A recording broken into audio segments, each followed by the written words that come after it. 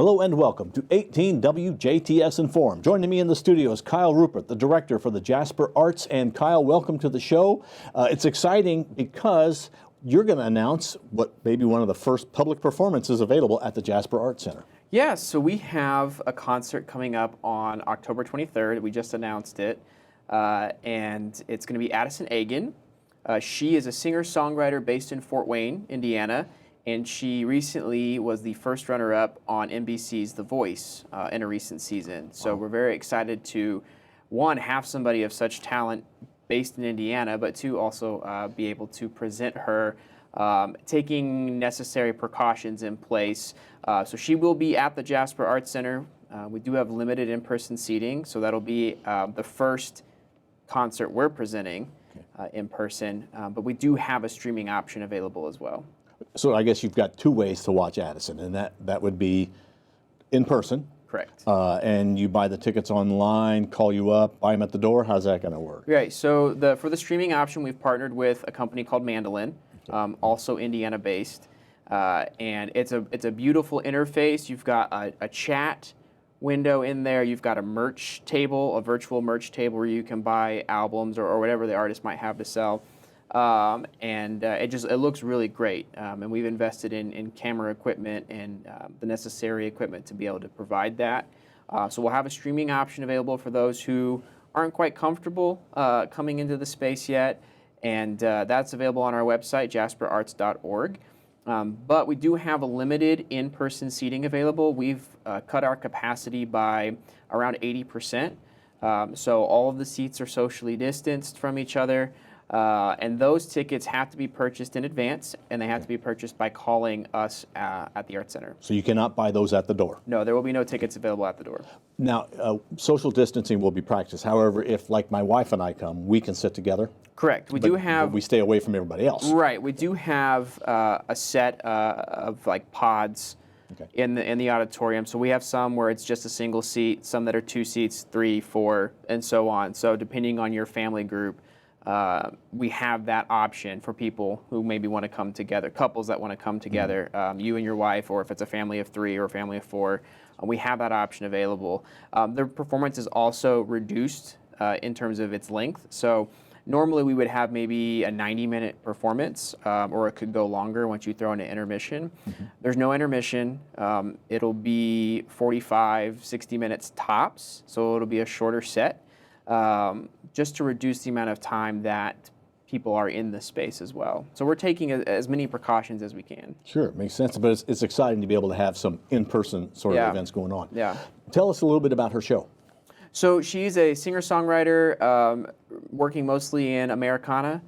So she will present original music that she has written mostly, that she'll perform with her band. It is a 5-piece band. She also plays the guitar.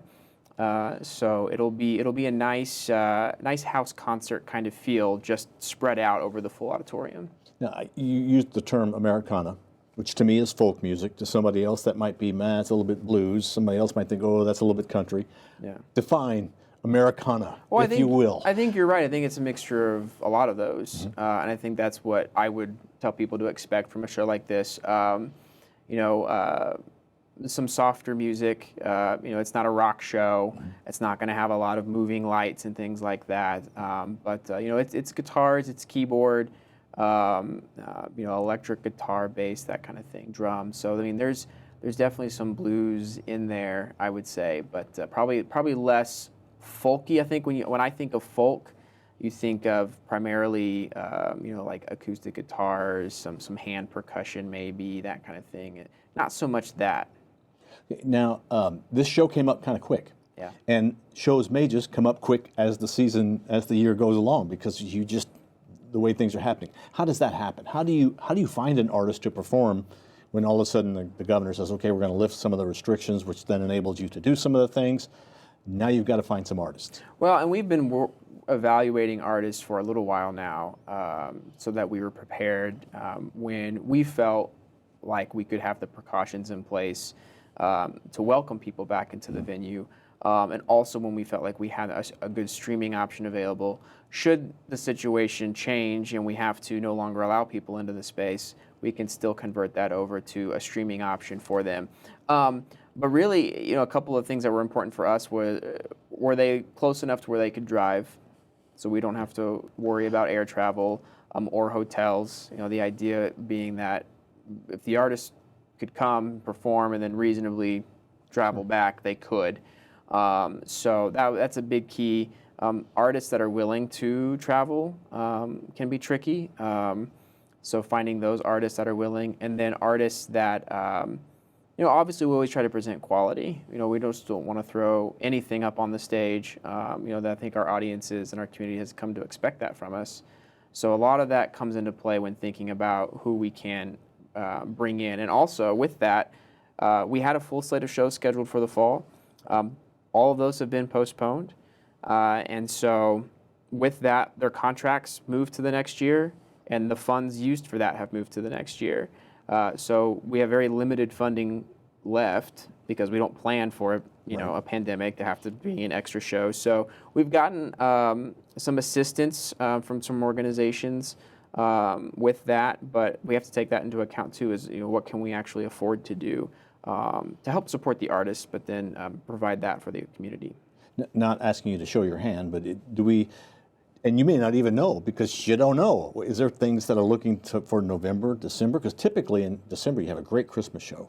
Right. So we do have one show that is still under contract for November. That'll likely be postponed. But we took a step at a recent board meeting to really focus on getting into the cultural center and getting that moved in. So not necessarily looking at any new in-person activities or events, but we still may have some things where people come to us wanting to either use the facility, or we may have some virtual classes, workshops, or other types of performance that are available virtually. But that way we can focus on getting into the cultural center. And then also, yes, we are looking at options for what's possible in December.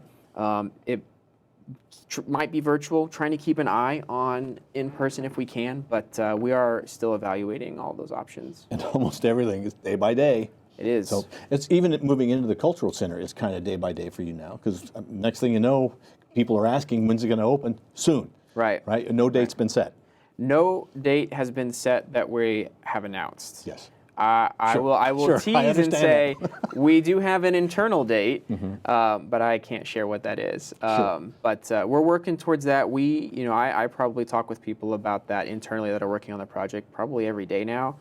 We meet as a group every week, and that's where it's important for the arts to really focus in the month of November to really get everything moved over so that we can be prepared when it's time to open fully to the public. Exciting times coming up. Yes. And a great show, October 23rd. That is a Friday night. Okay. Yes. Okay. Yeah, Friday night, October 23rd, 7:30. In-person tickets, limited availability. Those are $15, and then the streaming option is $10. And they must be purchased in advance. Correct. If you're going to go in person. That's correct. I guess really for the virtual, you could almost decide a day or two prior to. Yeah, you could. There is a cap to the number of streaming tickets available. Okay. But at this point, there are so many, because we just announced it, that I wouldn't worry about not being able to get in. Okay, so check out what's going on at Jasper Arts. And all of this information can be found on your website. Yes. Which is? JasperArts.org. Pretty easy, jasperarts.org. All right, Kyle, thank you very much for being our guest. Thank you for having me. Thank you for watching 18WJTS. We are local people watching local people.